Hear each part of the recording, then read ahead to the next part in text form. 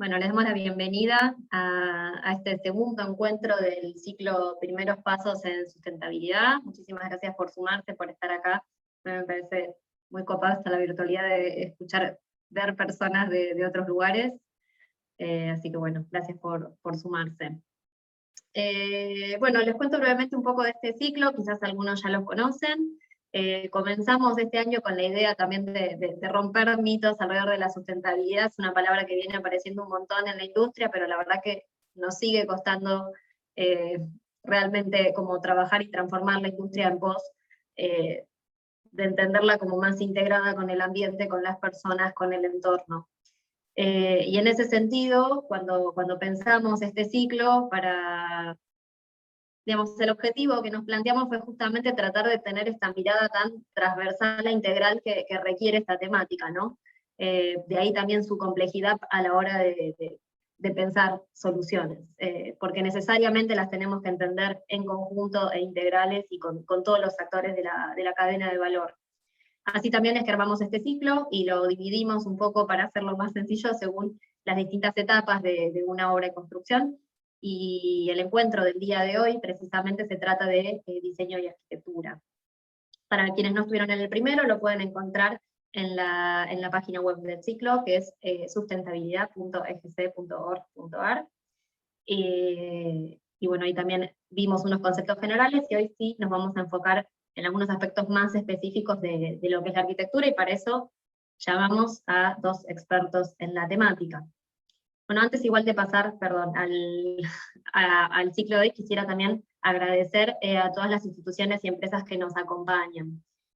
En esta iniciativa está auspiciada por Domus, Greenbuild, Nauf, Tecnoperfiles, y también está apoyado por el Ministerio de Ambiente y Desarrollo Sostenible, el Instituto Nacional de Tecnología Industrial, el Instituto Argentino de Normalización y Certificación, el Consejo Profesional de Arquitectura y Urbanismo, el Consejo Profesional de Ingeniería Civil, la Cámara Empresaria de Medio Ambiente, el Laboratorio de Ambiente y Hábitat Sustentable de la Universidad de La Plata, la Constructora Colonial y el Grupo Mitre. Así que bueno, tenemos muchísimas empresas, como decíamos, también empresas y en realidad distintas instituciones. Es súper complejo para abordar esto, así que bueno, creo que la manera es trabajarlo desde esa transversalidad. Volviendo sí ya al encuentro de hoy, y para no hacerlo más largo, hoy vamos a trabajar o conocer algunas herramientas más vinculadas a lo que es la etapa de diseño y arquitectura, y para eso tenemos a dos expositores que nos van a hablar sobre distintas herramientas y desde dos enfoques bastante distintos también, uno un poco más académico y otro más de la práctica. También aprovecho para contar lo entretenido e interesante que fue el armado de esta charla, y todas las temáticas que surgieron, así que espero también que durante hoy podamos transmitir todos esos debates acerca del greenwashing y de la complejidad, y desde la academia, la investigación, llevarlo a la práctica a los clientes, etcétera, todas esas complejidades que, bueno, seguramente ya varios conocen. Y también bueno, nada, hay muchos temas que surgieron. Así que arrancamos con Jorge Tchaikovsky, apellido también polaco. Jorge Daniel Tchaikovsky es de Posadas, Misiones, es arquitecto por la Universidad de La Plata, inició su carrera en CONICET en el año 88, e hizo toda la carrera hasta llegar a investigador independiente. Realizó un posgrado especialista en Ingeniería de Fuentes No Convencionales, de Energía en Italia, luego especialista en Ambiente y Patología Ambiental en la Universidad de La Plata. Finalmente, realizó un doctorado en Ingeniería en la Universidad de La Plata en el año 2009. Se inicia en la docencia en el año 84 y hasta el día de hoy la mantiene. Fue docente en Procesos Constructivos 1, Arquitectura 5, Producción de Obras 2, Historia 1, Instalaciones 2, hasta obtener la cátedra de Instalaciones 1 y 2. En posgrado ha sido y es docente en numerosas carreras del país y el exterior. En 2011 crea las carreras de maestría y especialización en arquitectura y hábitat sustentable, en las que se desempeña como profesor y director. Y en investigación se inició en el Instituto de Arquitectura Solar de La Plata. Luego en el Instituto de Estudios de Hábitat, hasta que se retira con sus becarios para investigar en su cátedra en 2005. En 2009 crea el Laboratorio de Arquitectura y Hábitat Sustentable, del cual es director. Realizó más de 200 publicaciones entre artículos, libros, capítulos de libros, informes técnicos y comunicaciones. También obtuvo premios de concursos en arquitectura e investigación. Así que bueno, con toda esa extensa carrera académica y profesional, nos va a hoy dar algunas herramientas, esperemos. Así que Jorge, cuando quieras compartir pantalla. Bueno, estoy compartiendo la pantalla.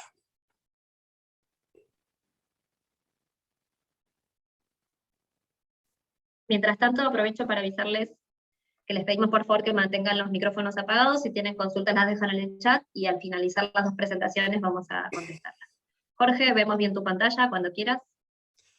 Bueno, en primer lugar, agradecer a la Cámara Argentina de la Construcción y a la Escuela de Gestión de la Construcción por la invitación. Es cierto que tuvimos una charla previa un poquito así como chispeante, pero bueno, yo me comprometí a no ser yo, ¿sí? Y entonces a tratar de ser más proactivo y menos crítico de todo lo que me rodea. Bueno, entonces en función de esto, solo son 20 placas, se supone que son 30 minutos, tengo que ir rápido. Así que la idea es hablar un poco de sustentabilidad desde la eficiencia energética en particular. Estoy viendo que no me está pasando. ¿Y qué pasa? Estamos viendo la carátula. Sí, sí, no quiere pasar a la que sigue. Ahí pasó, bien. Ahí va. Entonces, rápidamente, el objetivo general es tratar de tender a implementar con eficacia un programa nacional de eficiencia energética en el hábitat construido, cómo concebirlo, cómo gestionarlo, cómo regularlo, ya que hasta ahora y a lo largo de más de 20 años no ha sido nada simple poder hacerlo, y al estar en La Plata estoy cerca de Buenos Aires, y al estar cerca de Buenos Aires, desde becario pude acompañar a mis mentores a reuniones de todo tipo para trabajar en estas cuestiones, con lo cual parte de a veces de ser irritante tiene que ver con el cansancio de la gestión de estos temas. Entonces, ¿qué podemos decir que son los edificios y el hábitat sustentable? Bueno, un edificio y conjunto de edificios para el hábitat humano que ante todo implica una relación sinérgica con el ambiente local a global.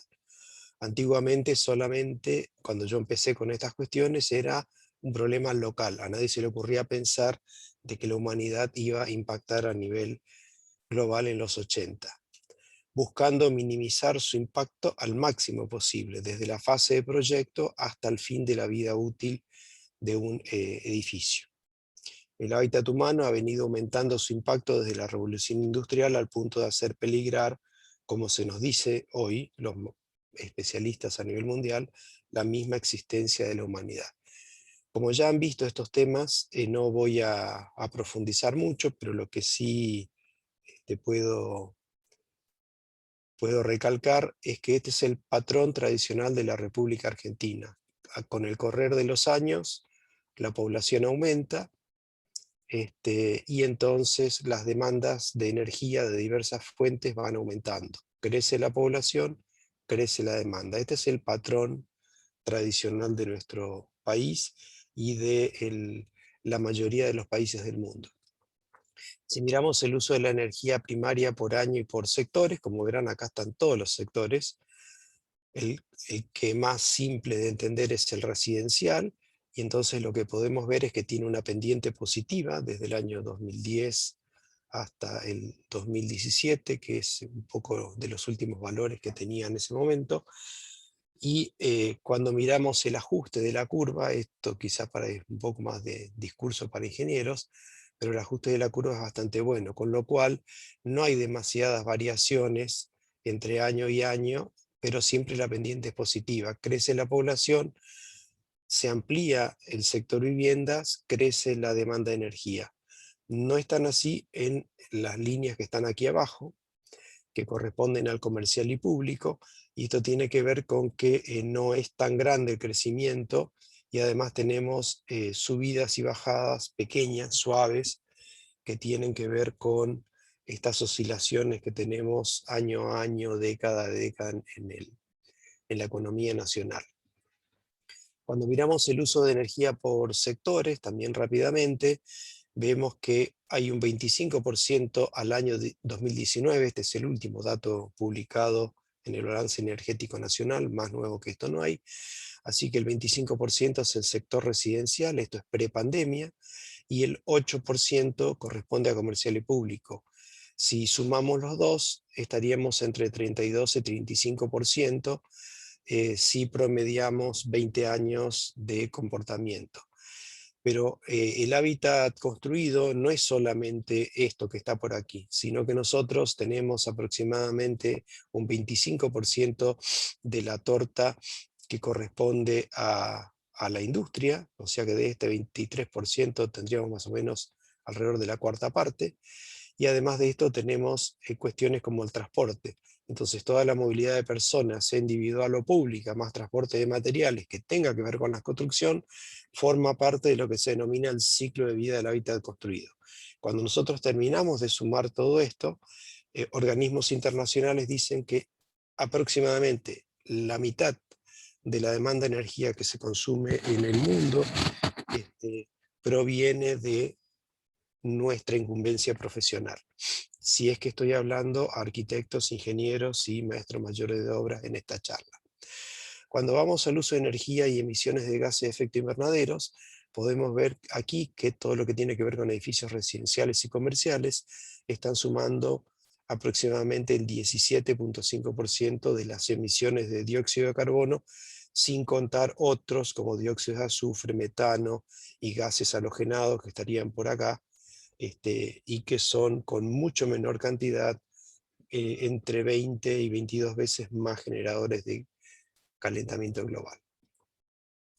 El último dato publicado por organismos del Departamento de Energía de Estados Unidos, CO2 Earth, muestran que la variación interanual entre el 20 y el 21, eso quiere decir que ya es con pandemia, fue del 0,77%.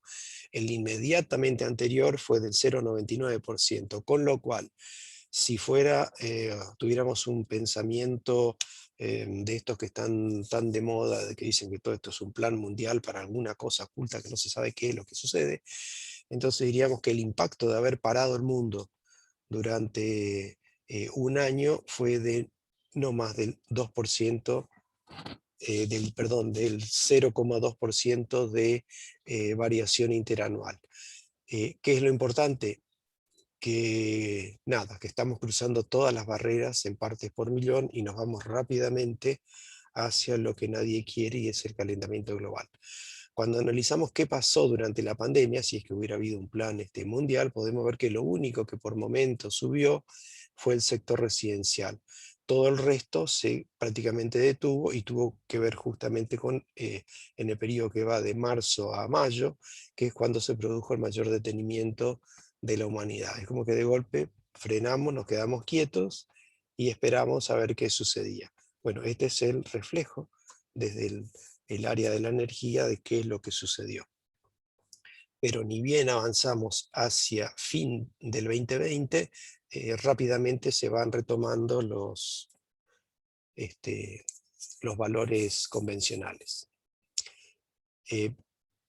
Me pidieron una especie de pautas, herramientas, tips para simplificar esto de entender la sustentabilidad. Bueno, yo puedo dar mi visión de la sustentabilidad, porque no es la única, hay varias, y lo doy desde la academia, lo cual implica que trato de dar una visión amplia de la problemática. Entonces, ¿cuáles serían las variables que deberíamos considerar para evaluar, o para analizar, o para mirar, o ver un edificio sustentable? Si lo vemos en una revista, si lo vemos en Instagram, si lo vemos en cualquier sitio. Bueno, por un lado, ver cuestiones relacionadas a la implantación, en cuanto a cómo se implanta en relación al sitio y al paisaje. Tenemos que ver cuestiones relacionadas al emplazamiento, cómo está orientado, cuáles serían los vientos típicos de la zona, y qué posibilidad de aprovechamiento tendría ese edificio para estas características del clima. Además de esto, tenemos que mirar muy bien los materiales. Hay materiales que son muy contaminantes, otros que son nada saludables, y otros que tienen o más o menos contenido energético en el ciclo de vida. Algunos podrán tener mucho contenido energético, no sé, como el aluminio, que es uno de los que más contenido energético, pero como tiene una densidad muy baja, entonces el impacto en kilogramos o en toneladas reales en un edificio estándar, un departamento, una vivienda, no es tan importante y tiene una vida útil larguísima, y al finalizar la vida se puede volver a calentar a 600, 660 grados y volver a destruir. O sea que una y otra vez se pueden reciclar. Hay otros elementos que se corrompen rápidamente, como metales ferrosos, y algunos polímeros plásticos que también tienen vida útil corta. Otra cuestión importante, luego vamos a ver cuestiones de certificación, es que hay que tratar de aprovechar el sol de la forma pasiva. Es lo que yo denomino, en la mayoría de las asesorías que hago, es hay que pasivizar el edificio todo lo que se pueda. Una vez que tengamos un edificio, no importa el fin, lo más pasivo posible, entonces recién pensar en otras cuestiones de sustentabilidad. Una vez que se ha pasivizado lo suficiente el edificio, se justifica invertir en diseño solar activo. ¿Qué es diseño solar activo? Bueno, colectores de todo tipo, temperatura, aprovechar el viento en aerogeneradores, sistemas de bombas de calor, sistemas geotérmicos, o sea, cuestiones mucho más complejas. Además de esto, hay que tratar de trabajar sobre la eficiencia energética, o sea, un tema prioritario para un país casi con una inconsciencia total en el uso racional de energía como es la Argentina. La eficiencia energética es un tema prioritario a trabajar. Además de esto, hay que ver qué se hace con la generación de energías por fuentes renovables. Hay mucho menos dificultades para trabajar con grandes plantas de energías renovables en la Argentina que con generación distribuida. Así que salvo la provincia de Santa Fe, la Ciudad Autónoma de Buenos Aires, y bueno, hay una ley nacional, pero mientras una provincia no adhiera a esa ley nacional, y a su vez los municipios no adhieran a la ley provincial, se hace muy difícil pensar, por ejemplo, en el uso de las energías renovables dentro de los edificios conectados a red. Además de esto, hay que reducir en todo lo posible las emisiones y también los residuos. Y esto tiene que ver con cuestiones de materiales, pero también durante el uso del edificio. Otra cuestión importante es que, bueno, si existe la posibilidad de reciclar estructuras y materiales, hay que tratar de hacerlo, y esto se ve bastante en los medios especializados, en que lo que se busca es sustentabilizar por el lado de aprovechar estructuras y edificios existentes, rehabilitarlos, generarles otro ciclo, otro uso, y que continúen otros 30, 40 o 50 años de vida. Cuestiones también que son difíciles de manejar es todo lo que tiene que ver con economía y sociedad, y esto es desde un punto de vista de la sustentabilidad. Todo lo que tiene que ver con Estados Unidos y la costa oeste de los Estados Unidos, la sociedad está muy comprometida, y entonces hacen compromisos fuertes, y siempre aparece alguna noticia respecto a esto. Otros países, por ejemplo, como Alemania, Austria, países escandinavos, también tienen compromisos muy fuertes a nivel social en cuanto a temas ambientales. Y un tema que se ve un poco menos y que ya es toda una especialidad a nivel mundial, hay maestrías en este tema, es todo lo relacionado con cultura, patrimonio y memoria. Y dentro de mi laboratorio hay todo un grupo que trabajan con la profesora Analía Gómez en todo lo que tiene que ver con estos temas. Y además tenemos ambos el gusto de dar clases en una maestría de conservación y restauración del patrimonio edificado. Con lo cual ahí damos nuestra visión del bioclimatismo, eficiencia energética y todo esto, pero volcado hacia el patrimonio. La manera más simple de entender qué es una casa sustentable es este dibujito del arquitecto David Wright, medalla de oro de la Sociedad de Arquitectos en Estados Unidos, a mediados de los 80, y entonces, ¿cómo lo simboliza él? Bueno, a lo que él antiguamente lo veía como bioclimático pasivo, que sería esta parte, ahora le agrega que ya hay problemas, al menos en todos Estados Unidos, con el tema del agua, y también a nivel mundial va creciendo. Entonces se entiende que hay que cosechar agua para poder reusarla, clasificarla, purificarla, etc. Y entonces este es un tema prioritario, el agua, además del sol, además del viento. El viento no solo para ventilación del edificio, sino también para generación de energía por medios eólicos o por medios solares. Y esta sería como la visión más sustentable que existe para mí. Esta es una casa habitada hace un año nada más. La casa de la familia Broide en La Plata, completamente hecha en tierra cruda, con techo verde. Algunos me preguntarán, ¿contiene materiales industrializados? Sí, en la parte más compleja, que es todas las capas de geotextiles que están para el techo verde, aparecen aquí. Pero bueno, la idea es que esta vivienda hecha con maderas de rollizos, postes de maderas, en la cual la imagen a veces es un poquito más formal que la que se ve en otras parecidas, es porque un arquitecto puso las manos para dar su impronta, pero luego un constructor sustentable y una familia que quiso adaptarse a estos temas.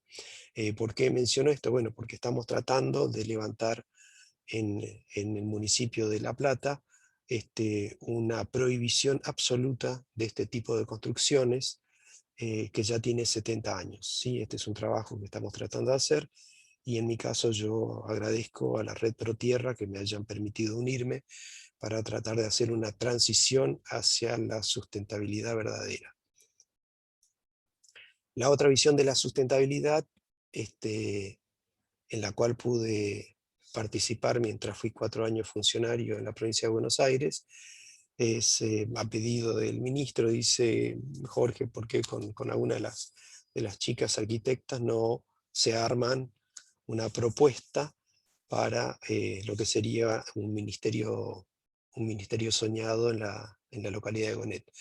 Y entonces, bueno, propusimos este edificio donde tiene al Ministerio de Ciencia, Tecnología e Innovación de este lado, y de este lado tiene la Comisión de Investigaciones Científicas, que el edificio en 2013, cuando fue la gran inundación de La Plata, quedó bajo agua junto con sus laboratorios. Así que la idea era mudarlo a tierras un poco más altas. ¿Qué cosas ven ustedes? Y bueno, ven lo que tiene que ver con pergolados solares, algunos generadores abonios en los puntos más altos, y el resto es lo más verde posible, sin tocar ninguno de los árboles que están en el predio de la Comisión de Investigaciones Científicas en Camino Centenario, entre 505 y 508 de La Plata. Si miramos desde arriba, ¿con qué cosas nos encontramos? Bueno, superficie lo más verdes posibles, tratando de tener todo lo que tiene que ver con auditorio, con una gran cubierta verde, lo mismo que todo lo que son las azoteas, y que además puedan permitir crecer en 1 o 2 pisos más el, el edificio. Y por supuesto, lo mejor orientado posible hacia el norte. Todo lo que tiene que ver con la fachada norte, en el caso del edificio ministerio, es lo que se denomina una fachada solar activa pasiva. Eso quiere decir de que contiene dentro del courting wall, contiene un generador fotovoltaico, que además hace las veces de precalentador de aire para el sistema de climatización del edificio. Además, el sistema de climatización del edificio es por grandes bombas de calor y con pozos a 40 metros de profundidad de circuito cerrado, para poder trabajar con algo que se denomina calentamiento estacional o climatización estacional, que permite utilizar el frío del invierno para calefaccionar en verano y viceversa, sin contaminar absolutamente nada, ni acuíferos ni nada, ya que hay pozos de toma de agua en el sitio. Esto es un poco para que tengan la visión de un académico que por 4 años pide licencia para hacer otra cosa. También otra cosa importante es que en casi 20 años se ha invertido relativamente poco en vivienda social, y mucho menos en vivienda social con industrialización. Así que acá la idea era un poco radical.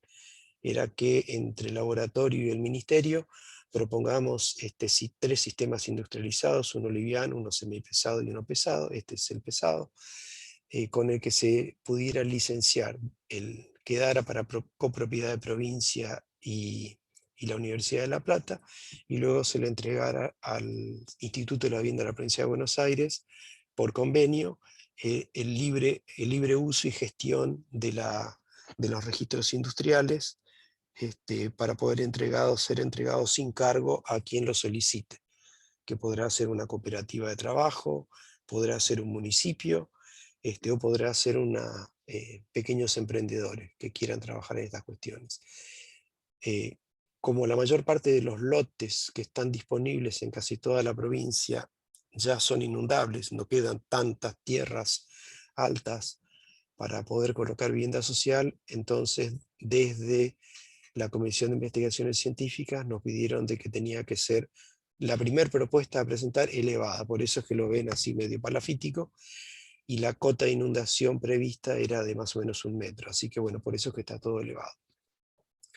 Además de esto es un sistema pasivo con colores oscuros que no sean el negro, para armar muros Trombe-Mitchell, sistemas de calentamiento de agua solar, esto es lo que más se ve en vivienda social, y un adecuado nivel de aislamiento térmico.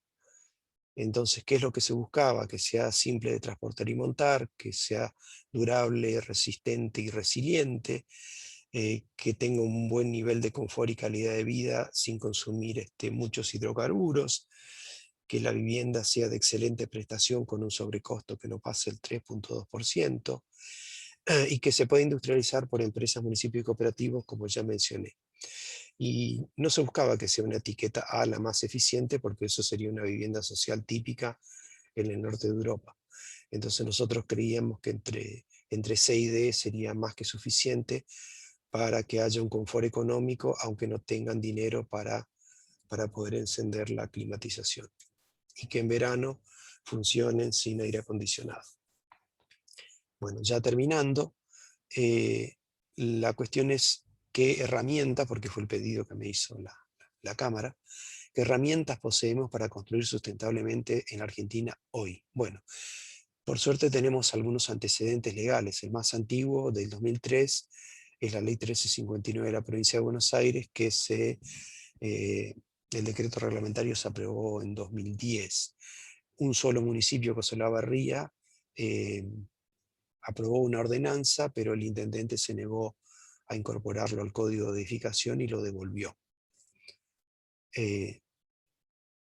Ambos son de la misma agrupación política, no crean que es un tema político, no es una grieta aparentemente interna. Bueno, es muy importante lo que se hizo en Rosario cuando se aprobó una ordenanza de un concejal del Partido Socialista para modificar el Código de Edificación de Rosario en 2011 y se implementa en 2013. Con algunas modificaciones, la Ciudad Autónoma de Buenos Aires lo implementa en 2019 y esto está muy reciente como para poder ver resultados. Quizás se podrían ver más resultados mirando edificios que se han venido construyendo en los últimos años en Rosario. Otras herramientas importantes en las cuales yo tuve activa participación durante más de 24 años son las normas IRAM, y luego por un problema de salud decidí no participar más en las reuniones hasta el día de hoy. Desde el 2011 a la fecha participo offline o cuando hace falta en algo importante. Entonces las normas IRAM fueron las primeras en toda Iberoamérica que se aprobaron con cuestiones de bioclimatismo, sustentabilidad y diseño pasivo. Las primeras son del año 1978-79, con lo cual son antecedentes muy antiguos a tener en cuenta. Además de esto tenemos lo que son las normas ASRA y las americanas, las más conocidas, y que tienen un fuerte impacto en la Argentina, en lo que tiene que ver con edificios, certificaciones y cosas así. Y por supuesto tenemos las normas internacionales ISO. No hay muchos lugares donde encontrar publicaciones de libre acceso, entonces yo difundo la actividad que está haciendo la Universidad de La Plata, que tiene el segundo mayor servidor de publicaciones en toda América, que es cedici.unlp.edu.ar, y invito a todo el que tenga algo que haya publicado y que quiera compartirlo y que quede ahí mientras no desaparezca Internet, invito a que saquen una cuenta y carguen sus colaboraciones al CEDICI. Cada vez hay más trabajos del resto del país y hasta del exterior que se van cargando. Otra herramienta importantísima es que hay que actualizar y formar gente. Entonces hay carreras de especialización, maestrías y doctorados en la Universidad Nacional de La Plata, la Universidad de Buenos Aires, la Universidad Nacional de Rosario, la Universidad Tecnológica Nacional, la Universidad Nacional de Tucumán y la Universidad Nacional del Nordeste. La primera carrera que se aprobó en el país fue en el 2011 en la Universidad de La Plata y es la que tengo el gusto y honor de dirigir.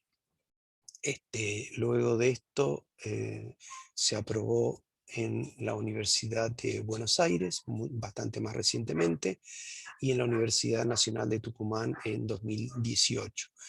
Así que bueno, esta es la cadena entre 2011 y 2018-19, son las 3 carreras para arquitectos. En la Universidad Nacional de Rosario y la UTN están más orientadas hacia las ingenierías, pero hay muchos arquitectos que he tenido el honor de ser su profesor, ya que doy clases en esas carreras. Y la Universidad Nacional del Nordeste es la mano derecha de todas.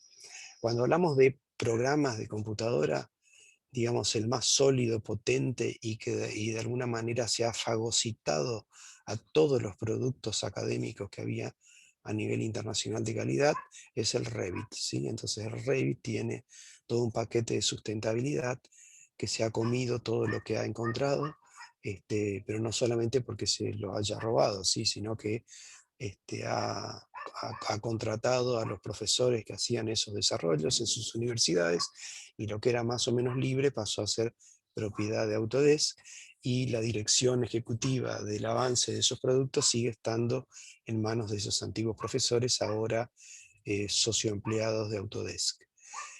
Para todo lo que tiene que ver con qué sucede cuando no sabemos qué hacer en un determinado clima, entonces Climate Consultant es el producto más simple, no está en castellano, está en inglés.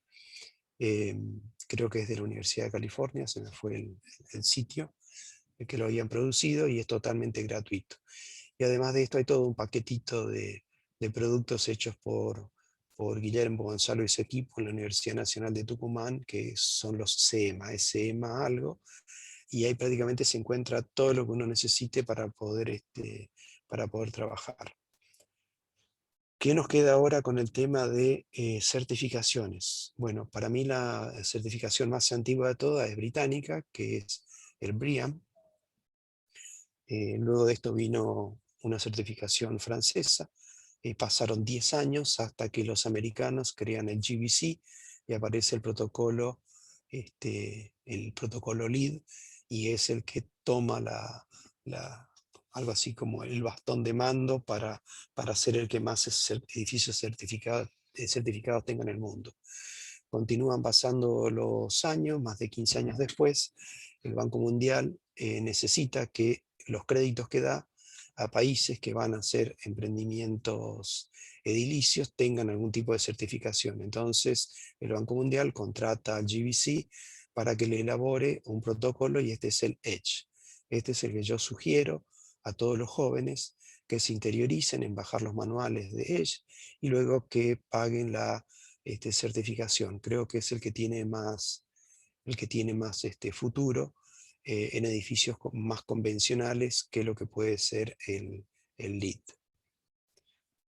Además de esto tenemos el protocolo alemán Passive House, bueno, que ya hizo un primer salto para ser adaptado a climas templados en la división que tienen en España, y luego habrá que ver si hace algún otro salto para climas un poco más subtropicales como los latinoamericanos.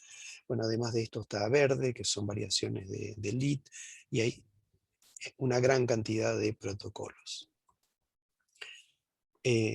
Para mí es muy importante los proyectos de ley de etiquetado y certificación, ¿sí? Entonces hay 2 proyectos, tanto en el Congreso Nacional, tanto en diputados como en senadores, pero que no logran avanzar. Santa Fe ya lo tiene aprobado y lo va implementando. En la provincia de Buenos Aires, mientras fui funcionario, presentamos desde el Ministerio una propuesta adecuada a la provincia de Buenos Aires, adaptada de Santa Fe. Lamentablemente, hace 15 días me enteré de que lo habían mandado a archivo, ¿no? O sea, lo que se dice cajonear. con lo cual agradezco igual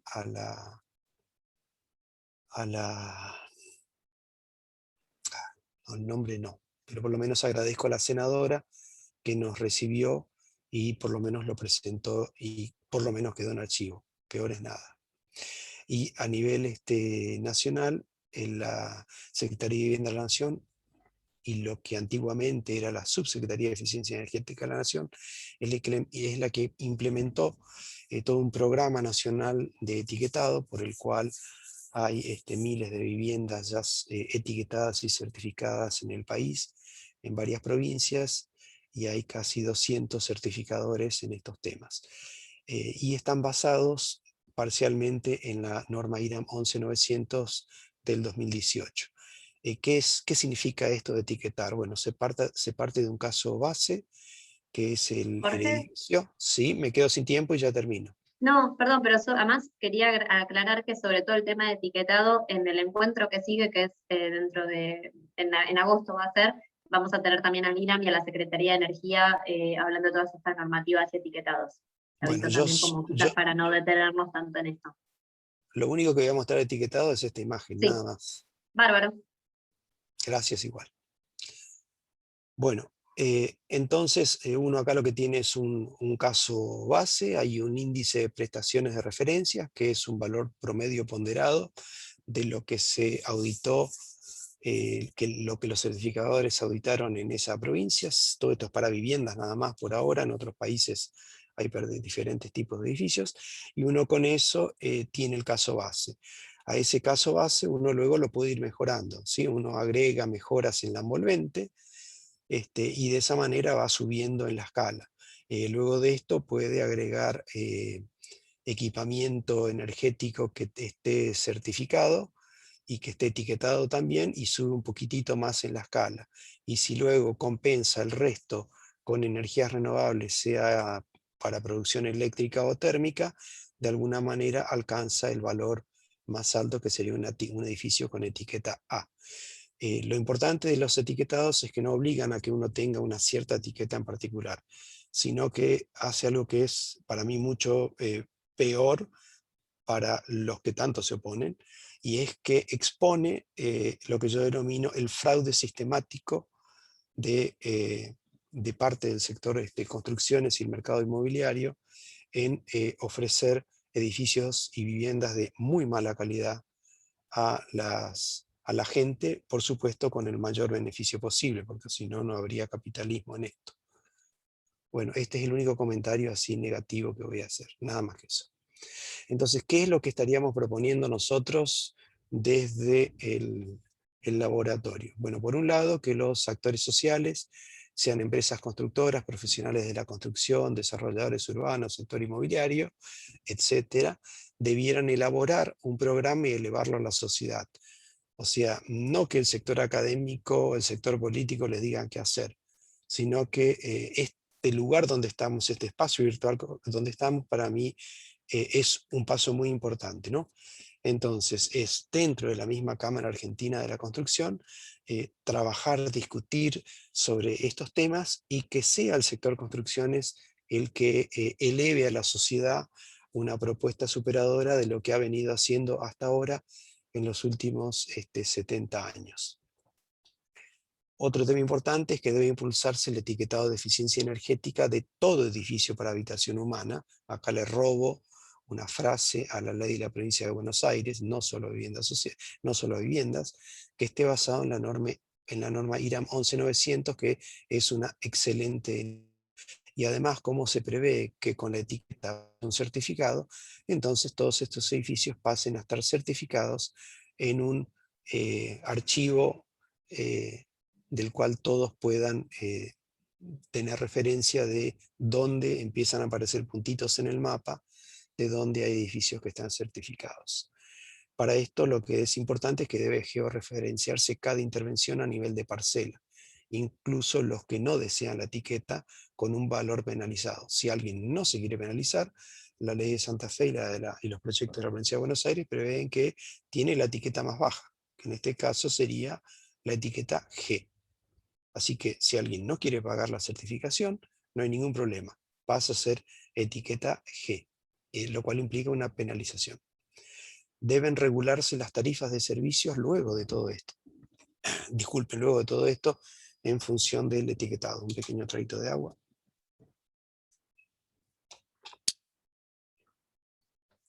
Además de esto, una vez que haya una suficiente cantidad de edificios y de viviendas, entonces lo que se pueden hacer es gestionar recursos internacionales compensatorios, con lo cual no todo tiene que surgir del esfuerzo local, regional y nacional, sino que a nivel internacional hay recursos suficientes para poder ayudar a hacer esta transición hacia la eficiencia y la sustentabilidad de la edilicia en la Argentina. Debe avanzarse en la detección de quiénes son los grandes derrochadores y exigir una rehabilitación sustentable. Esto es un castigo un poco más grande que es el que se busca implementar ahora con la readecuación tarifaria, donde se va a subir poco la tarifa a los que menos consumen y mucho la tarifa a los que más consumen. Además de esto, debe maximizarse la generación distribuida. Sí, en el caso de la provincia de Buenos Aires, a pesar de todos los esfuerzos, mientras fuimos gestión durante 4 años, no se pudo, la provincia no hubo caso de que se apruebe, que se me va la palabra legal, la solidaridad con la ley nacional. No ese es exactamente el término, pero bueno, es lo más cercano que me sale en este momento. Por otra parte, debe implementarse un reglamento único de reuso y uso racional del agua. Muchas de las cuestiones, salvo recoger agua de lluvia, todo el resto está prohibido. Entonces, todo lo que tiene que ver con tratamientos de aguas grises y negras está prohibido porque no está incluido dentro de la última modificación del reglamento de obra sanitaria de la Nación, que si no recuerdo mal, la última modificación se hizo en el año 1938. Y desde ahí no sé autor más cómo desapareció obras sanitarias y pasan a manos privadas. La cuestión es que estamos en un vacío jurídico en quién tiene que hacer ese nuevo reglamento. Hay organizaciones privadas, asociaciones, que así como se hizo con la energía eléctrica, tranquilamente se podrían hacer cargo, y esto es un llamado que hago. Debe implementarse un monitoreo georreferenciado de la salud pública en relación al hábitat construido. ¿Para qué es esto? Para mostrar de que los edificios de mala calidad impactan en la salud de las personas. Por este tema me vino a ver hace algunos años una señora y otros 2 vecinos más de un edificio en La Plata, y bueno, tuve que dejar todo porque recibí amenazas de muerte, para que no continúe, ni siquiera que firme un convenio, ni que le haga el informe técnico, ni que le monitoree la vivienda. Eso sí, por lo menos la vivienda a ella se le arreglaron. La cuestión es qué sucede con los otros centenares de miles de viviendas similares que se construyen en el país, con paredes de ladrillos huecos de 12 revocados en ambas caras, lo cual es algo, en mi opinión, criminal. Debe maximizarse, ahí se me escapó otra crítica, disculpen. Debe maximizarse y regularse la construcción sustentable y también la geobioconstrucción, o el nombre de permacultura que le quieran dar. Pero es muy importante de que se pueda empezar a permitir cada vez más en todo el país la posibilidad que los bioconstructores y los sectores sociales que están comprometidos con esto puedan tener una casa y no un lote vacío, porque para el Estado sigue siendo un lote vacío, porque además nadie les va a ir a demoler la casa. Eso sí, salvo la energía eléctrica, otro servicio no se le puede dar porque no tiene plano aprobado. Debe comenzarse a trabajar en la hipótesis cercana a la subida del nivel del mar, y de esto mucho más no quiero hablar para no asustar a nadie, pero tenemos que empezar a preocuparnos por estos. No se olviden que todos aquí estamos entre los 3 y los 8 metros sobre el nivel del mar en la mayor parte de la provincia de Buenos Aires. Y para terminar, a modo de conclusión, espero no haber sido muy duro.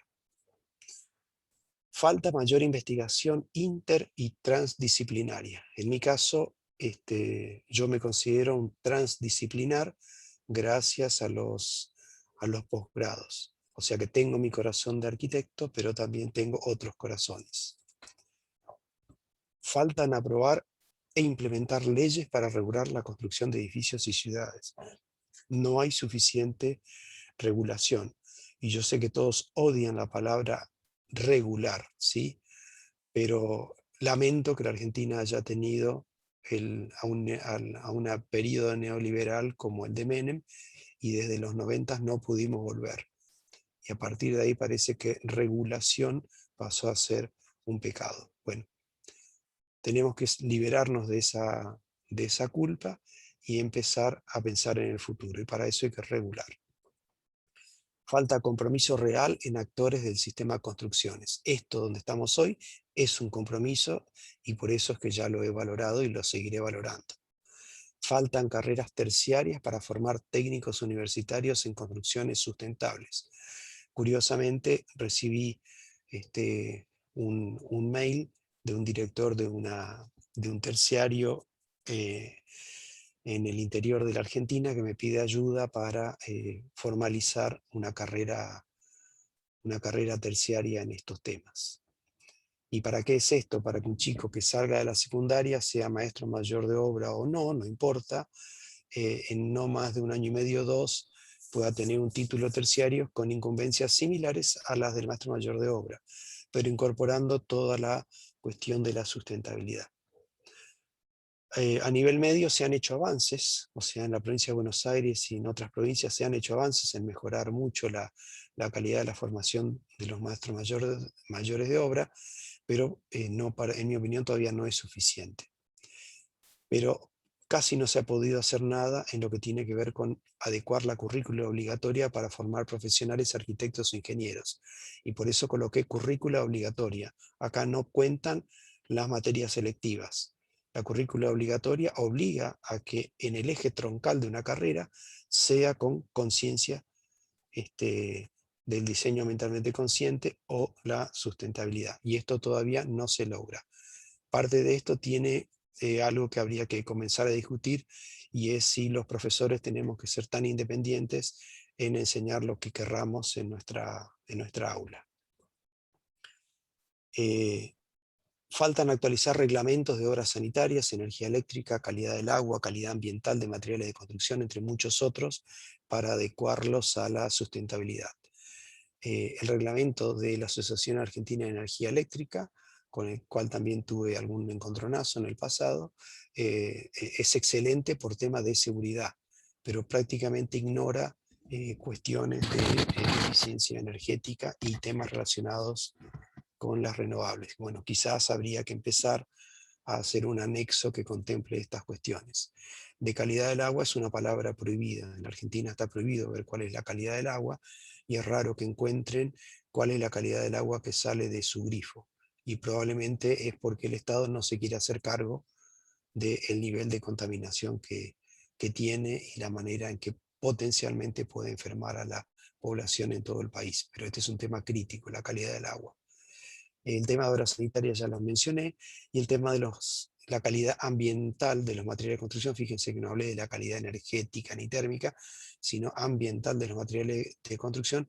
Todavía es una deuda pendiente, y en particular eso lo saben los que son especialistas en certificación LEED, un colega que va a estar a continuación. Entonces se sabe que mientras que en otros países uno tiene un catálogo de todos los materiales que cumplen con certificaciones internacionales, en la Argentina esto está en pañales todavía. Otra cuestión importante es la integración de energías renovables en edificios, que está regulada internamente por asociaciones. Eso quiere decir que toda la gente que trabaja en energías renovables se ha agrupado, se ha asociado, han creado sus propios reglamentos, algo similar a como se ha hecho con la energía eléctrica. Y todo esto además fue monitoreado por el Instituto Nacional de Tecnología Industrial, lo cual este es un trabajo muy valioso que se hizo en la última década. Ya mencioné que es necesario avanzar en implementar el etiquetado de edificios en todo el país, lo que no se terminó de hacer con la gestión anterior.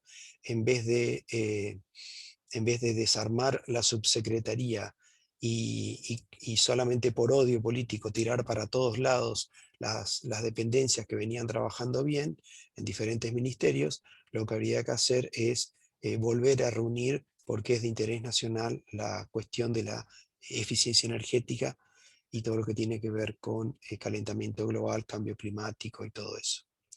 Esto está en rojo. Es como volver a recalcar algo que ya dije: hay que redefinir la formación de arquitectos e ingenieros civiles o de construcciones para enfrentar la pospandemia y las que se podrían gestar con el calentamiento global. Esto que estamos viviendo ahora, ya nos anuncian los especialistas internacionales, hasta de la OMS, que se ha equivocado tanto, que es el inicio de un proceso y que no se va a terminar.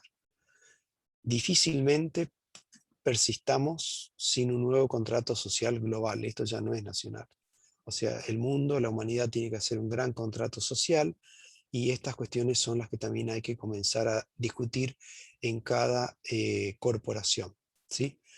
Así como los arquitectos y los ingenieros son corporaciones, la Cámara Argentina de la Construcción es una corporación que tiene relación con otras a nivel internacional. Entonces hay que empezar a discutir estas cosas y hay que generar propuestas antes de que tengamos problemas mucho más serios que los que tenemos ahora.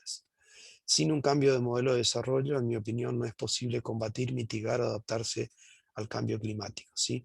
¿Hacia dónde tenemos que ir? No lo sé. Si esto tiene que ver con capitalismo, socialismo, tampoco lo sé. Esto tiene que ver con sustentabilidad. Y por eso es importante que, independientemente de la locura local que haya en cada país, y en los dirigentes que tengan, y en la organización social que tengan, dictadura, teocracia, democracia, populismo, no importa lo que tenga cada uno, hay un solo tema de interés entre todos, y es buscar un desarrollo sustentable para poder impactar menos. Desde ya no partimos de cero para esto que yo puse, sino que desde el sector académico, aunque ustedes no lo sepan, hay más de 50 años de experiencia acumulada. Yo soy la segunda generación y ya estoy cerca de la jubilación, y estamos formando a la tercera y cuarta generación. Así que en este momento quiero honrar a tres grandes que comenzaron con esto allá a principios de los 70, y que son el arquitecto Enrico Tedeschi en Mendoza, el arquitecto Elio Di Bernardo en Rosario, el arquitecto y mi maestro Elías Rosenfeld en La Plata. Gracias. Bueno, muchísimas gracias, Jorge. La verdad que es súper interesante y me parece como... Te agradezco también porque en la previa hablamos un poco de esta mirada macro, esta complejidad y todo lo que presentaste alrededor de la temática, y también el desafío que implica después llevar esto como un poco a la práctica. Quizás desde algunos lugares o de algunos espacios hay más herramientas, pero bueno, también creo que es el desafío en esto de que vos también incluso mencionaste el compromiso de todos los actores y de todas las personas que están involucradas, de cómo llevarlo a su trabajo, a su lugar de espacio, y también discutir, ¿no?, como estos modelos en las formas de trabajar, de producir y de construir. Así que bueno, dicho esto y teniendo como todo este panorama, pasamos ahora a Pablo Suetzky, que en realidad, bueno, también nos va a dar como un contrapunto, creo que de toda esta gran presentación, que en realidad el caso de Pablo es más desde la práctica, así que bueno, paso a presentarlo. La parte que más va a gustar es la de Pablo. No, Sí, a mí me gusta la mía da lo terror. complejo. Yo genero terror, entonces bueno, les pido disculpas si ofendí a alguien, y les agradezco a todos los que están aquí escuchando, porque ya son parte de este cambio y de esta transición que se está gestando. Así que gracias, Emilia, y gracias, Santiago, por la invitación. Adelante, Pablo. Gracias, Jorge, por sumarte, y también en términos de los sustos, los miedos y las opiniones, creo que también siempre que la has dado has dicho esta es mi opinión, así que esto también me parece valorable a la hora de conversar, digamos. Hay distintas miradas y formas de verlo, y me parece que lo importante es ponerlas a debate y presentarlas, así que bueno, también agradecida por eso.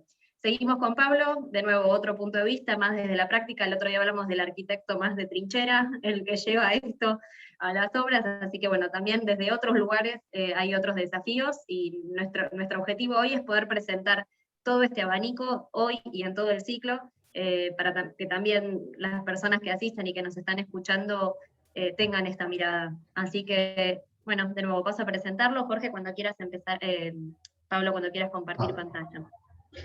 Pablo Cecchi, desde hace 35 años, es el director general de SARC, Estudios Cecchi Arquitectos, que realiza una importante actividad en arquitectura corporativa y sustentable a nivel nacional. Estudió en la Facultad de Arquitectura de la UBA, tiene formación en diseño de espacios para la arquitectura corporativa, y en un principio incursionó en viviendas unifamiliares y colectivas.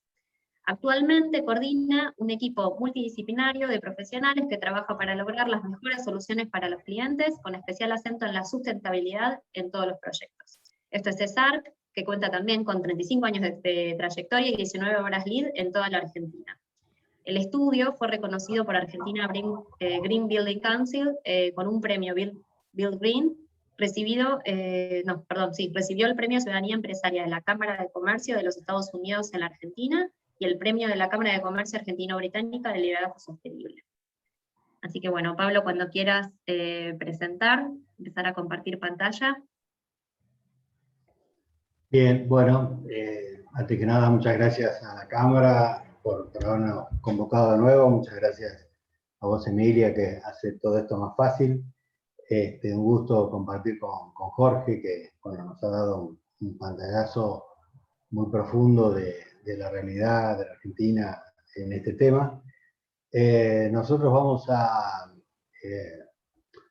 contar un poco la parte, como decías vos, del arquitecto de trinchera, el arquitecto que lleva adelante la obra. El nuestro es un estudio que ya tiene 35 años, y hace unos 15 años que empezó con la temática de la sustentabilidad, la incorporamos al ADN del estudio, entra, digamos, transversalmente y cruza todos los proyectos. Tratamos de hacerlo desde un momento en el cual todavía era muy incipiente, recién había unos 2 edificios certificados. Y hablo de certificados porque de alguna manera es lo que hoy el término sustentabilidad está un poco vapuleado, está muy utilizado comercialmente, marketingeramente, y hace falta poner un sello más creíble. Obviamente los sellos, como decía Jorge hace un ratito, son variados y tienen sus intereses y sus características, pero bueno, de alguna manera es lo que nos guía y nos sirve para demostrar a la sociedad que las cosas que hacemos, digamos, se están cumpliendo. Lo que decimos que vamos a hacer se termina cumpliendo. Creo que por el ciclo, por el carácter que tiene, para aquellos que están tratando de hacer una obra sustentable desde el comienzo, empezando este camino, creo que me gustaría contarles cómo llegamos nosotros, de qué manera conseguimos nuestro primer encargue profesional. Nosotros nos dedicamos solamente a proyectos de dirección, solamente y nada más que eso. No hacemos obras y nos dedicamos exclusivamente a los 2 roles tradicionales del arquitecto. Obviamente para llegar a esto hay que estar convencido, como para cualquier cosa que uno hace en cualquier orden de la vida, necesita creer en algo. Y nosotros entendimos que esto es esto es genuino, digamos, esto tiene valor en sí mismo. La sustentabilidad, la sostenibilidad es algo que hemos redescubierto. Son buenas prácticas y son, digamos, criterios o parámetros o conductas que deberíamos haber utilizado siempre en cualquier obra, tanto en el diseño como en la construcción, como en la operación de los edificios. En ese sentido siempre destaco, y que hablábamos al principio con Jorge y con el equipo de Emilia, la buena predisposición que tienen las jóvenes generaciones al respecto, ¿no? Es una materia que no hace falta imponer en ningún lado, se impone sola, todo el mundo la tiene en cuenta, y sobre todo los jóvenes comparten esta visión, lo tienen muy en su ADN, y como que hoy pensar de otra manera es un poco extraño. Nuestro primer encargo fue una obra de OSDE en el año 2011, creo que comenzó el proceso, 2009, un edificio de oficinas. Yo quiero destacar esto porque para quienes quieran hacer edificios sustentables, se van a encontrar con los clientes, y ahora vamos a hablar de eso, y hay clientes más proclives a llegar a un edificio sustentable que otros. Tiene muchísimo que ver la economía, obviamente, y las corporaciones, las empresas y las empresas multinacionales tienen una cultura que avala, que requiere de esta sustentabilidad en sus edificios, porque es una manera, es parte de su filosofía, es una manera de atender a su personal. Muy discutido, muy controversial, pero de alguna manera fueron las grandes empresas las que impulsaron esto en la Argentina y creo que en el mundo. Hoy es mucho más difícil hacer una certificación sobre edificios residenciales privados que hacerlo sobre edificios corporativos, ¿no? La corporación empresaria, digamos, lo tiene mucho más asimilado. ¿Cómo llegamos al cliente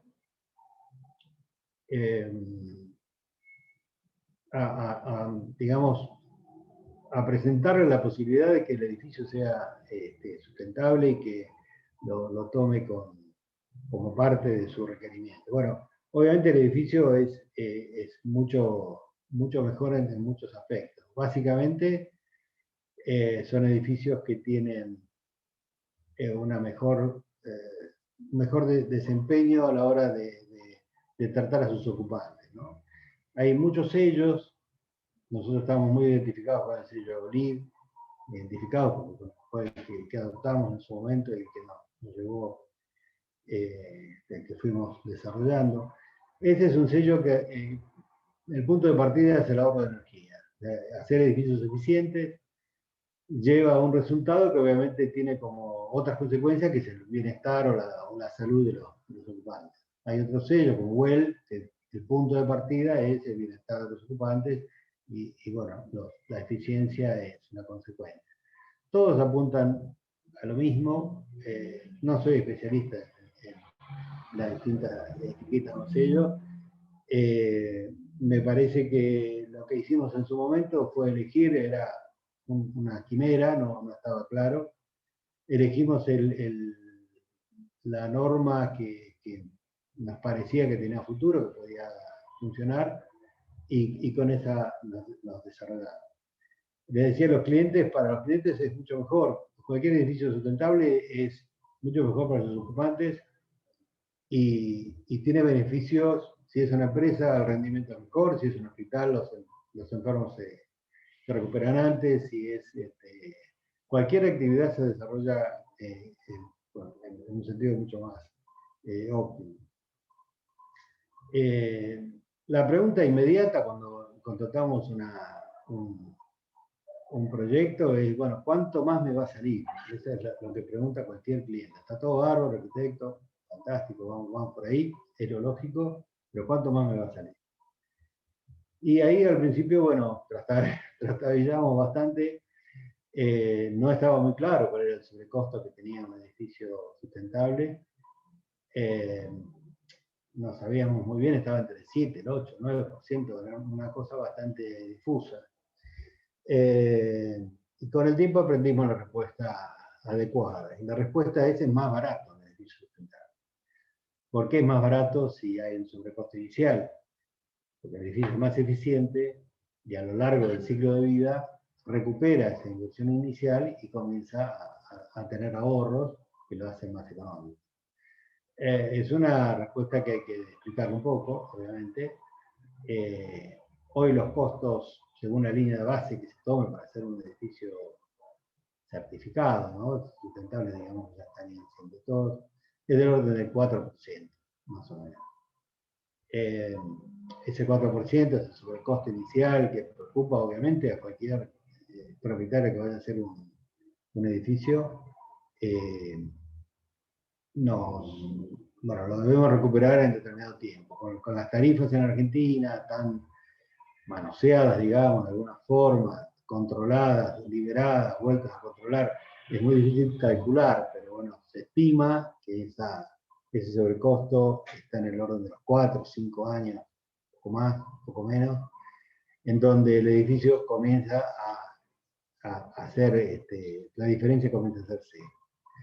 Es un dato no menor y bueno, cuando en obras privadas, que es el ámbito que nos manejamos nosotros, los números siempre están al principio.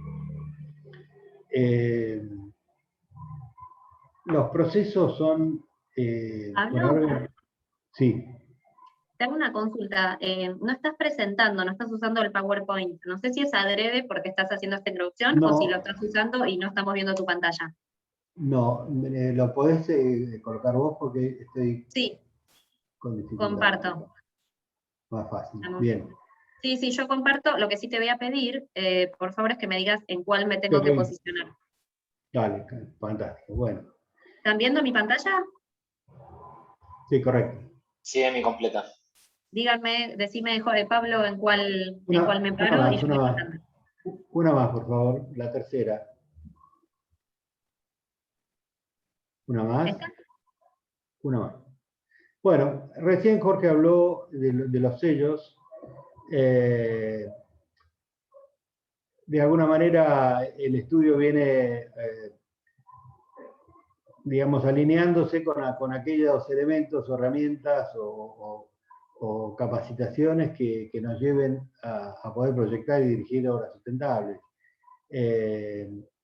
Obviamente el estudio, cuando comenzó con todo esto, tuvo que hacer una capacitación que hicimos in-house para todo el estudio, porque era necesario.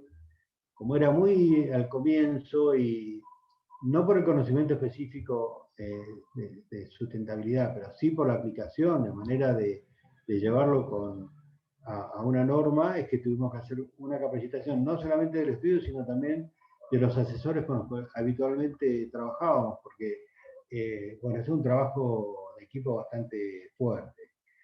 El proceso de diseñar y construir requiere algunas cosas. Recién Jorge hablaba de Revit y bueno, también fue una migración de AutoCAD a Revit muy fuerte, que también requirió capacitaciones y demás. Es el programa, como contaba Jorge, tiene todos los elementos y es muy potente. Obviamente, nuevamente, los más jóvenes seguro están todos ya alineados con ese programa. Cuando hablamos de certificar, de certificar específicamente, hablamos de un proceso que lleva 2, 3, 4 años. O sea, las obras llevan 1 año y medio de ejecución, llevan casi 1 año de proyecto, y después de haber terminado el edificio, hay un periodo que lleva de controles y de auditorías y de estadísticas hasta que se lleva a la certificación. Ese proceso, cualquier estudio lo hace con un tercero, bueno, hay un asesor que nos tiene que ayudar, digamos, en manejar toda la normativa y ir llevando los registros. El proceso de certificación lleva esto. Yo hablo mucho de certificación porque es lo que, digamos, termina siendo creíble y termina como un sello. Lo importante no es la certificación, sino que el edificio sea sustentable, ¿no? Seguimos una placa más.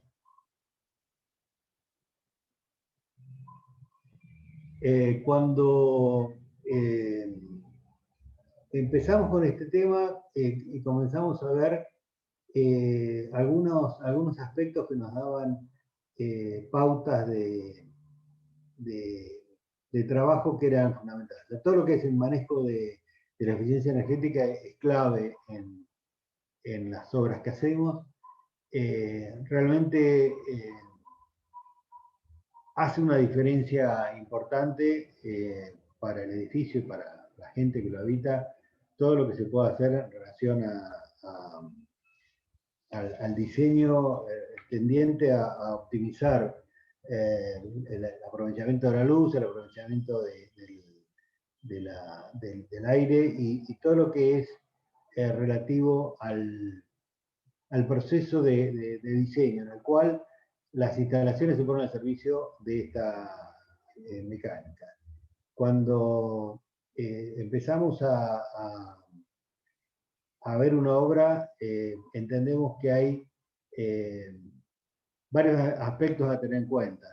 Ya Jorge habló también de lo que es la implantación en la trama urbana, o sea, si cuenta con medios de transporte público, si hay, tratando de minimizar el uso del auto, si hay bicisendas, si hay medios de transporte fuertes.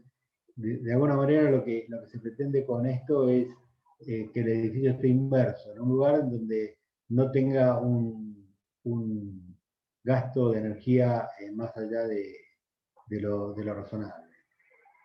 Hay muchos temas que se pueden, si querés ir pasando, hay muchos temas que hay que tener en cuenta. Isla de calor es uno de ellos.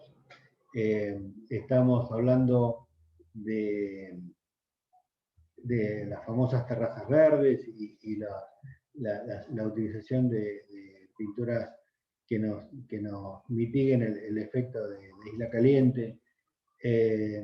Hay varias pautas que son claves a la hora de estudiar el diseño. Mucho tiene que ver con lo que es el aprovechamiento de lo que nos da la naturaleza, ¿no? Lo que es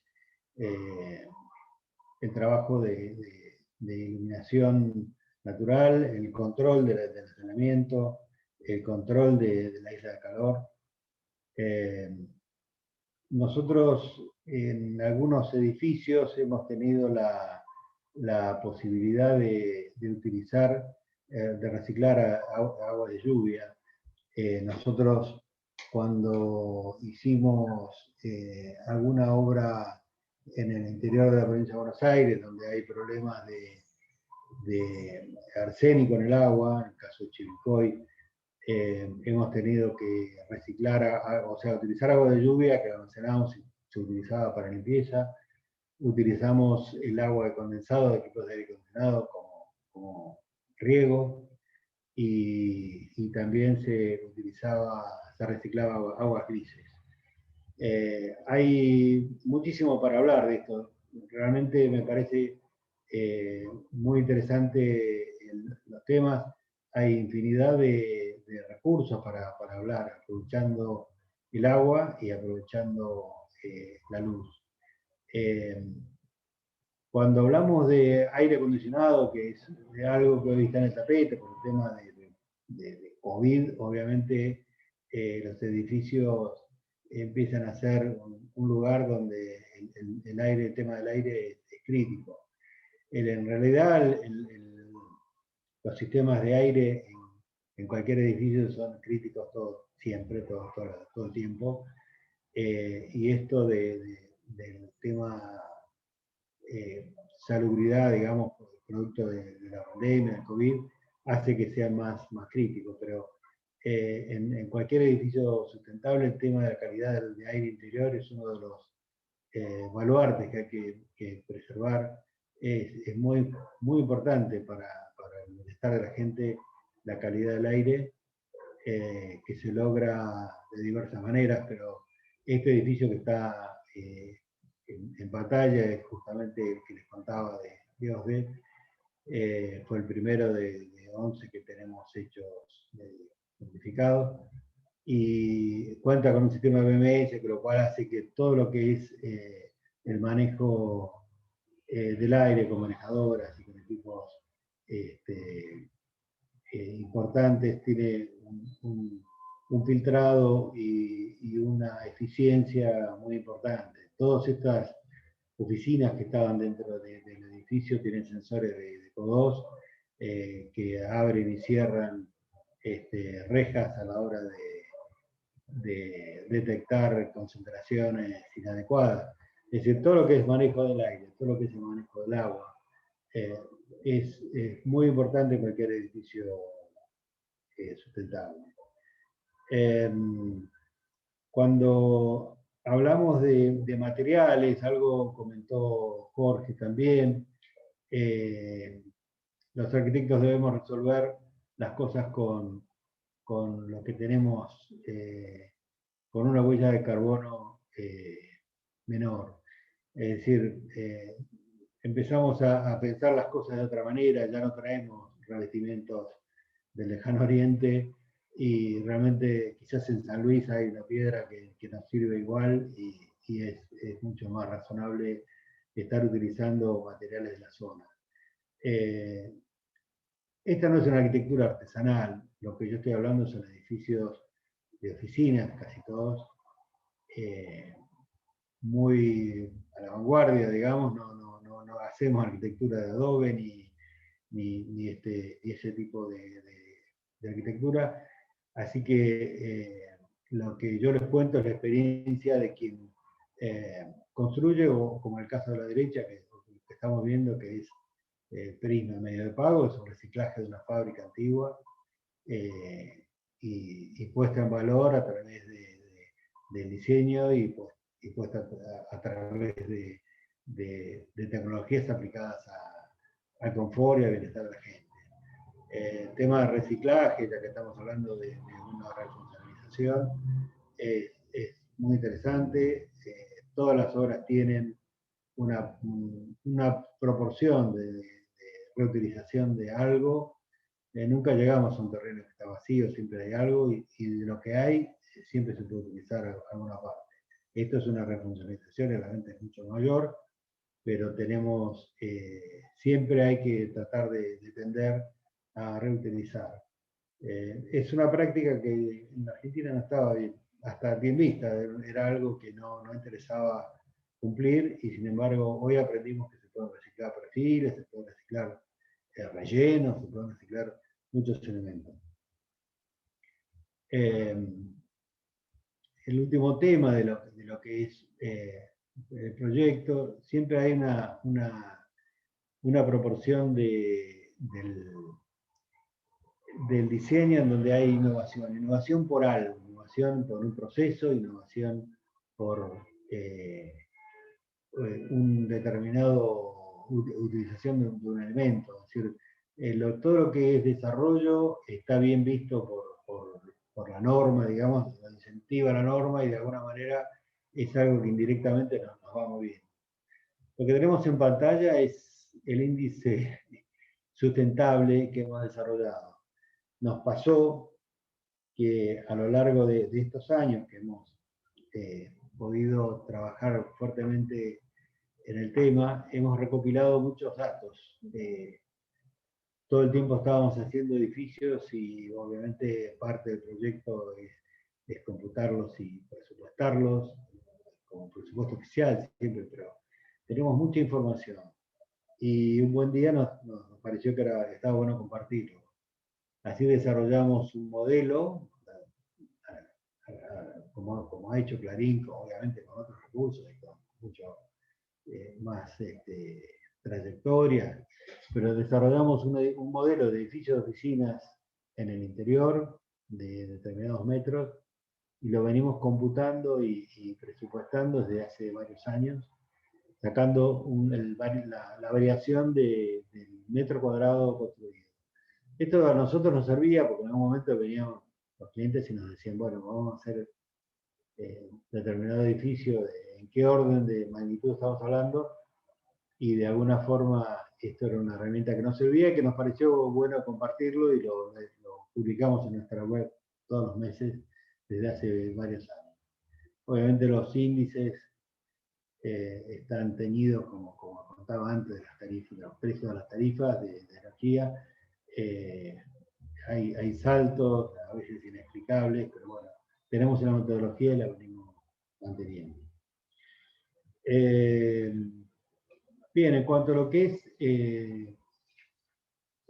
digamos, el sector proyecto, sabemos que todo lo que hace, los beneficios que tienen los edificios sustentables para quienes los promueven, mejor performance en los colegios de aprendizaje, aumento de la producción en las oficinas,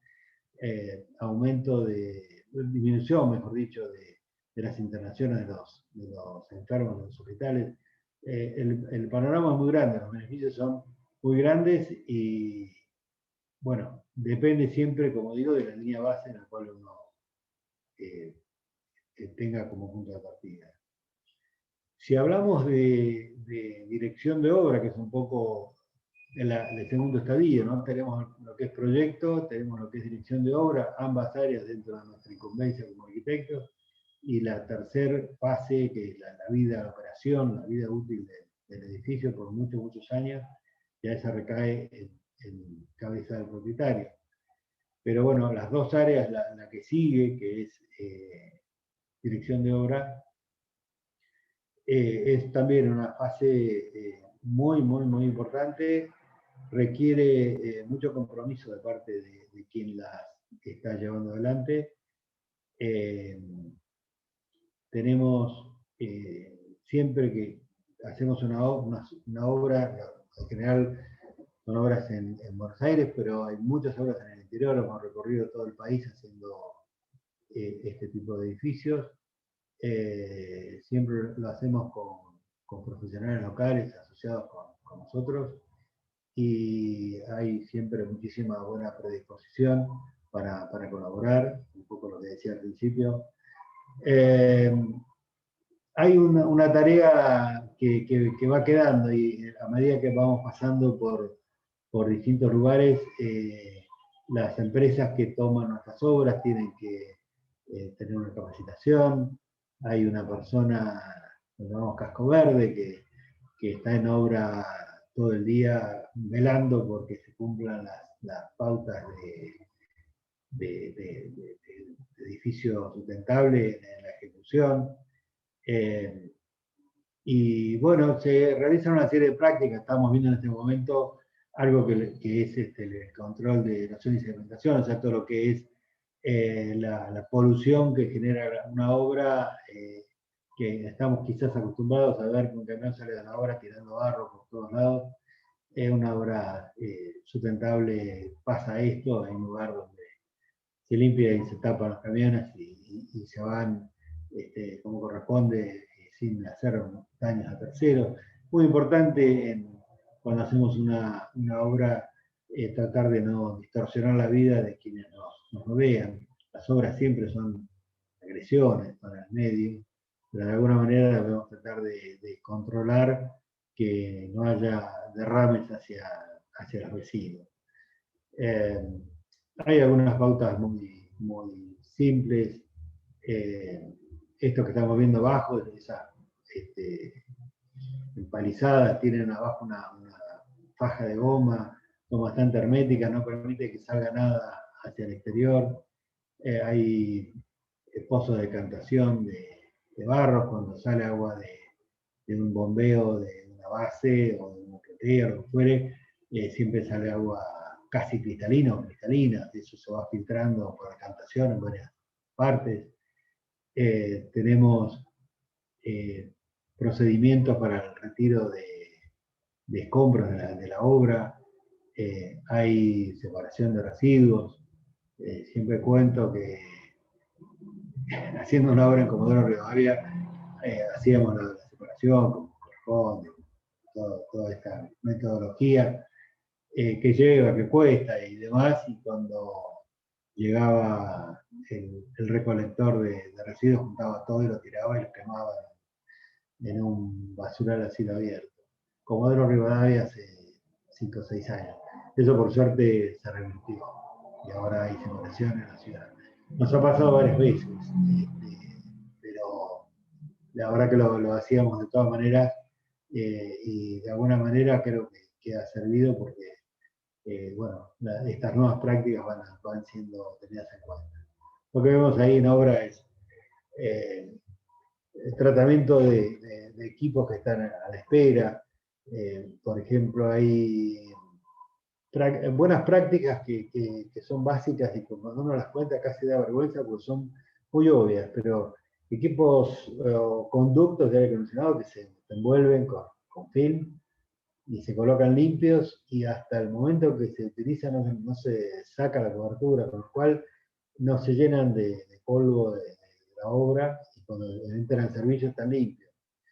Sabemos que cuando hacemos el final de la obra, y atendiendo, ya que estamos con tema aire, a lo que es la calidad del interior, la obra termina con un flash out, un recambio de todo lo que es el aire interior de la obra, para que cuando comienza el ciclo de vida del edificio, comience en cero, tenga contaminación cero. Eso requiere, ahí se ve, requiere que cuando por fin comienza a funcionar un equipo durante, está estipulado, 20 días, 30 días, está el edificio cerrado y funcionando todos los equipos hasta que deja el aire por sucesivas recirculaciones en cero, ¿no? Es muy importante para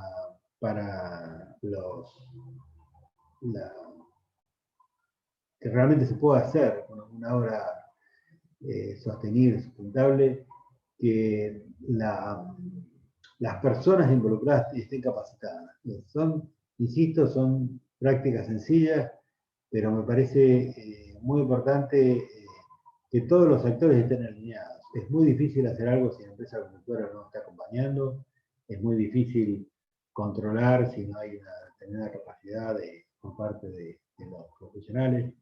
Es algo que en general conseguimos fácilmente de parte de quienes nos acompañan, pero bueno, requiere siempre de una preparación y de una actualización. Esto de trabajar en equipos nos da la posibilidad de interactuar mucho. El estudio hace mucho hincapié en el trabajo con asesores, entonces como que la obra está muy, muy acompañada. Y bueno, ya terminando, bueno, el edificio que les contaba al principio, que fue nuestra primera obra certificada, terminó siendo LEED Gold, un edificio de oficinas con un data center muy importante, Tier 3, con 3 niveles de subsuelo, una obra que fue muy interesante. Y hay 11 obras más que ya hemos certificado, tenemos otras 6 en vías de. Nos interesa mucho poder continuar con esto. Insisto, hoy ya está en el ADN del estudio, lo tenemos asimilado. Vamos por más. Sinceramente creo que es algo que lo tenemos que adoptar, pero no es el fondo de la cuestión. El fondo es la arquitectura. La sustentabilidad tiene que estar como parte inexorable de la composición, de la construcción de los edificios. Ahí está Prisma, la obra que les contaba, reciclajes, casi la manzana en Parque Patricio, que nos ha dado muchas satisfacciones, una obra contrarreloj, hecha con mucho interés.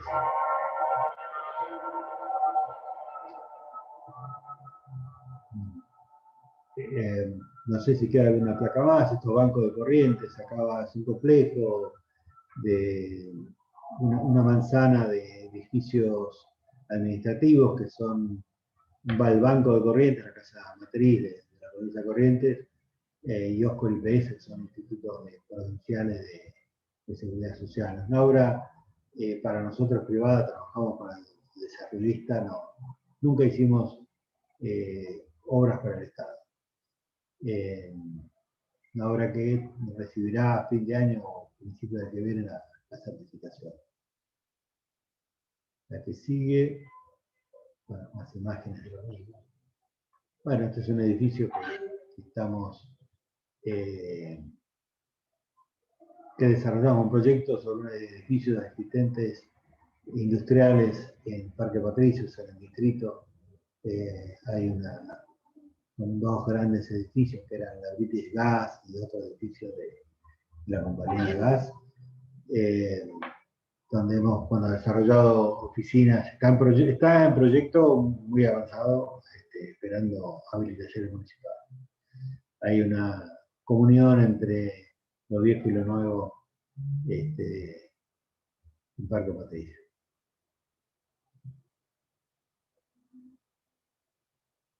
¿El que sigue? Bueno, con esto terminamos. Un poco la idea es contar la experiencia y como digo siempre, a disposición de los colegas. Hemos hecho un caminito, hemos aprendido, nos hemos equivocado mucho y hemos aprendido de eso y siempre estamos dispuestos a compartirlo con los colegas. Bueno, muchísimas gracias, Pablo, Jorge. Teníamos unas preguntas en el chat y esperen que después estaba en el PowerPoint, así que esperen que las tengo que volver a buscar.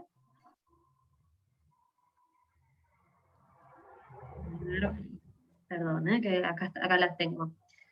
Empiezo con una pregunta que yo entiendo que era durante la presentación de Jorge. ¿Cómo es el sistema canadiense de pozos para climatizar? Es un tema que gusta mucho. Sí, perdón, aviso ya que nos estamos extendiendo, pero bueno, como las dos charlas fueron muy interesantes y las preguntas también lo son, vamos a extendernos unos 15 minutos más, pero bueno, trataremos de hacer un picadito entre las Bueno, preguntas. el pozo canadiense se utiliza desde edificios pequeños hasta esos increíblemente bonitos y sofisticados edificios que hace Pablo, ¿bien? Y se utiliza para bajar la carga térmica de admisión de los diferentes tipos de climatización, sea a nivel industrial o a nivel de edificio con intercambiadores de calor. Esto a nivel grande, era para retomar un poco lo que mostró Pablo hasta recién, que estaba muy, muy lindo. Y luego, si queremos hacerlo a escala, a baja escala, hay que tener muchas precauciones, porque normalmente lo que se hace es una zanja en un terreno a 1,5 metros de profundidad, se colocan cañerías de plástico o de hormigón vibrado de 40 centímetros, 30 centímetros de diámetro. Por supuesto, esto se calcula, se puede dimensionar, y como a 1 metro de profundidad hacia abajo, ¿sí? Hasta 100 metros más o menos de profundidad, la temperatura se mantiene constante aproximadamente con la temperatura media anual del sitio, que para la zona donde estamos aquí, área metropolitana de Buenos Aires, más o menos estamos en los 17 grados.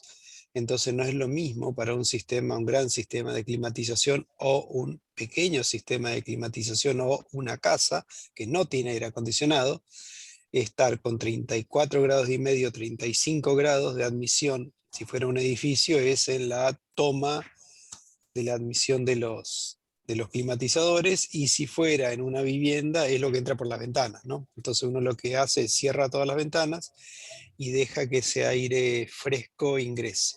En el caso de los grandes edificios hay menos problema, se puede controlar mejor, es más tecnológico el control, y entonces si aparecen contaminaciones por hongos, no es un tema serio, pero hay que ser muy, pero muy cuidadoso en ponerse a jugar con eso si hay familia y si hay personas en las viviendas yo soy asmático, hijas asmáticas. Entonces no es un tema que nosotros podamos ponernos a jugar. ¿Y por qué es esto? Porque como la temperatura se mantiene bastante constante todo el año y el suelo tiene humedad, entonces y está oscuro, favorece la proliferación de cierto tipo de hongos. Los hongos eliminan esporas y esas esporas terminan enfermando el aire interior de los edificios. Así que eso es lo que puedo decir del pozo canadiense, desde cómo se hace, por qué se hace, con qué materiales, a qué profundidad, que hay que calcularlo, que no es una cosa que no se calcule, que funciona muy bien en grandes edificios e industrias, y que en el caso de la pregunta del colega hay que tener cuidado, no es un tema menor. Bien, muchas gracias, Jorge. Segunda pregunta, que creo que en realidad los dos lo van a poder contestar. ¿Ese paquete de sustentabilidad para Revit se compra aparte o son librerías? si bien no es un tema específico de lo que se haya hablado, quizás alguien pueda Sí, pero comentar. el que habrá comprado esto es Pablo. Como yo Sí, lo bajo, Por eso, yo bajo la licencia académica y no me cuesta nada, no tiene sentido que yo lo diga. no, las licencias cambió toda la manera, hoy se alquilan, no se compran licencias como antes, y hay módulos, hay distintos estadios. Están los módulos de instalaciones y demás. Pero sí, ya que hablamos de licencias, es todo un tema, porque para nuestra economía en pesos argentinos es muy, muy alto en la incidencia de las licencias, ¿no? Hay mucha... Está desproporcionado, digamos, ¿no? La necesitamos, obviamente, pero tiene valores para el hemisferio norte y estamos en la Argentina. Es todo un tema, realmente es todo un tema. Pero sí, la respuesta es, son alquiladas y hay, por ejemplo, el módulo de instalaciones es un módulo más, esto se puede secuenciar. bien, Después está la gestión compartida de recursos, se pueden vincular o utilizar un modelo que lo utilicen muchas personas. Bueno, el programa tiene muchas ventajas, ¿no? bien. Gracias. También amplío a que desde la Escuela de Gestión tenemos bastantes charlas sobre Revit y sobre distintas herramientas vinculadas a la metodología BIM, así que las pueden buscar también en el canal YouTube y seguramente en alguna de las presentaciones tengamos más información sobre estos módulos. Paso a la siguiente pregunta. ¿Hay algún curso de especialización para estudiantes de la Facultad de Arquitectura y Urbanismo de la Universidad de La Plata? Bueno, y Bueno, supongo en este momento solamente está funcionando la carrera. Sí, este la año carrera. arrancamos la 5ª cohorte de especialización, que usualmente va de marzo a marzo, y la maestría, hasta completar los créditos, va hasta noviembre del año que viene.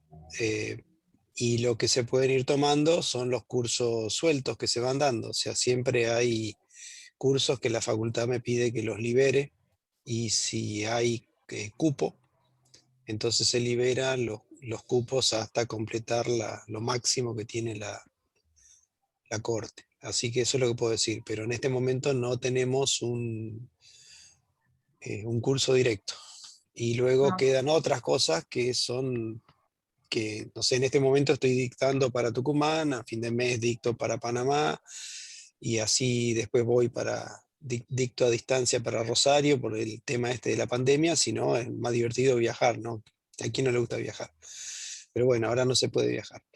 Así que hay que estar atento nada más que a la página de la facultad, para ver cuándo se liberan seminarios sueltos. Usualmente son entre 15 y 30 horas, en cada uno de los temas de sustentabilidad. Bien. Bueno, muchísimas gracias, Jorge. Sigo con una pregunta. ¿Para ser certificador Edge, estudiando los manuales es suficiente o se requiere hacer algún curso para el examen de certificador? No se requiere hacer cursos especiales. Uno lo único que necesita es estudiar los manuales y luego rendir los exámenes en línea. Normalmente la gente del GBC son los que toman esos exámenes, y la certificación no es costosa. Bueno, esto de costosa es como dijo Pablo, hoy estamos tan mal en la economía nacional que no sé, hace 3 años hablar de 140, 150 dólares no era nada, hoy es una locura, ¿bien? Para el nivel de ingresos en pesos que tenemos. Pero bueno, dentro de todo sigue siendo accesible. Y están creo que eran en 8 idiomas diferentes, porque lo que busca el Banco Mundial es que este sea como la versión LEED para los países menos desarrollados y edificios menos complejos, pero el núcleo duro del método es LEED. Bien, lo único que incorpora un poquito más de bioclimatismo que el LEED. Y todo el proceso para hacer un matriculado se hace en el idioma castellano. En el caso del LEED, inglés excluyente, no hay otra cosa. Bien. Esas son las diferencias. Perfecto, paso por una, es un poco más picante, yo creo que es para la presentación de Pablo, por lo que veo en el horario, es un comentario, dice, mucho vidrio, grandes equipos de aire, sustentabilidad. Pablo, ¿tenés algo que comentar o aportar al respecto? Sí, obviamente, estábamos hablando de aprovechar la luz natural y los vidrios son el elemento que tenemos. Los vidrios no son hoy lo que eran antes. Obviamente, si uno se mete a estudiar un poco el tema, va a encontrar un abanico enorme de soluciones. Así que sí, grandes aventanamientos dirigidos a donde tienen que estar dirigidos con control solar, en el vidrio o externo con parasoles o con reflectores. Bien, muchas gracias. Pablo, sigo, voy yendo rápido por las preguntas para poder barrerlas. Acá una pregunta, referente a la instalación de aguas grises. Que la legislación se reglamenta en CABA, dado que tengo que realizar trabajos en una escuela que la tiene y no puede ser aprobada. No termino de entender la pregunta, lo voy a decir. ¿Qué legislación reglamenta en Ah, CABA, Emi? perdón. Es que lo iba a decir, sí. Me faltaba el Estamos signo de en vivo. pregunta. Alguien, bueno, no sé si legislación en CABA referente a instalación de aguas grises.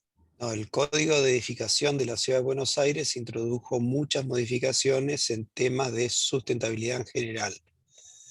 Pero a nivel legal, cuando hay un problema con qué problema puede suceder, no sé, un niño se equivoca de grifo, y va y bebe de un grifo que no corresponde, o peor, un niño mete la mano en un inodoro y toma un poco del agua de ahí, por más que para ustedes sean imágenes asquerosas, los que hemos sido niños, hemos tenido hermanos y vemos cosas que hacen los niños, ¿sí?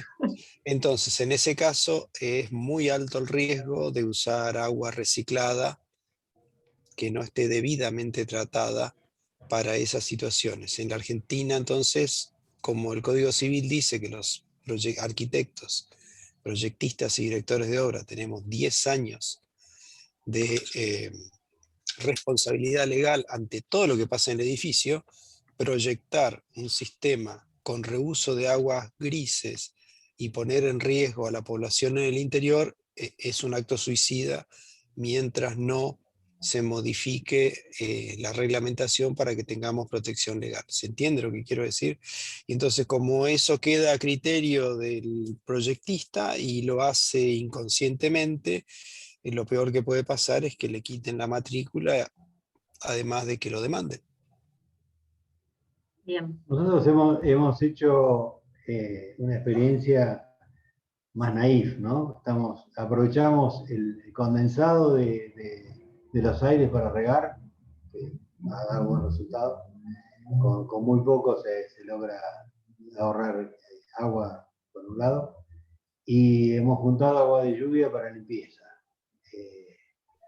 También es inocente, es muy barato y realmente es un ahorro que al final del año, cuando uno contabiliza, son unos cuantos litros que se ahorra de la red.